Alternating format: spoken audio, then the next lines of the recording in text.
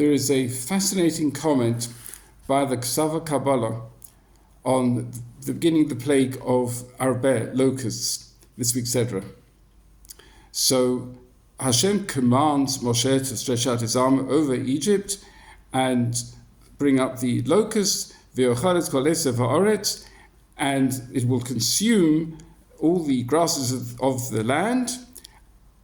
Es kol asher hishir haparot, everything that the hail had left behind. When Moshe actually does so, we're told, so the locust, Vayochal is called Esev Haaretz, they ate up all the grasses of the land, Ves called Pri Ha'etz, and the fruits of the tree, Asher Hoti Habarat, that which the hail had left behind. In English it translates the same, but in Hebrew, one time it is Hishir, and the other time it is Hotir. What is the difference between the two? And the Ksava Kabbalah explains very simply, when something is left behind and it's described as Hishir, it is something that is as worthy as that was taken. So in the case of what was left behind by the hail, we were told in last week's Sedra, Achita Kusemes, that wheat and spelt were not damaged by the plague of hail.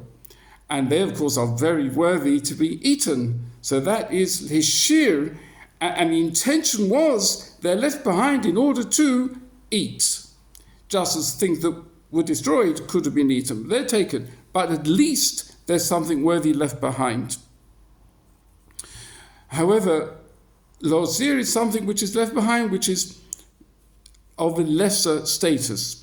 So why is the fruit of the tree lesser status? Because we find that the hail broke the trees. There wasn't actually any fruit on the trees. The trees would have been worthy of growing new branches and producing fruit eventually. Much lower status. That is Hosir, lower status. And we find, leftover korbanos, leftover sacrifices that need to be burnt, that they're leftover notar.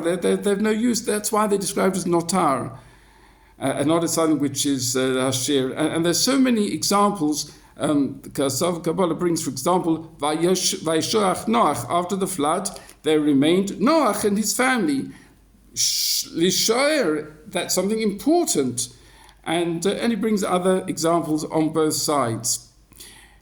It occurs to me that we say every day in Tachlon, not today, Chodesh Tov to everyone, but we say every day in Tachlon, Shema She'eris Yisrael. We are called the She'erit HaPleta, the remnant, not the Notar HaPleta, the She'erit, something that really matters. Each one of us is part of the She'erit, left behind from Holocaust, other persecutions and assimilation and all sorts of things. But each one of us has an important role to play.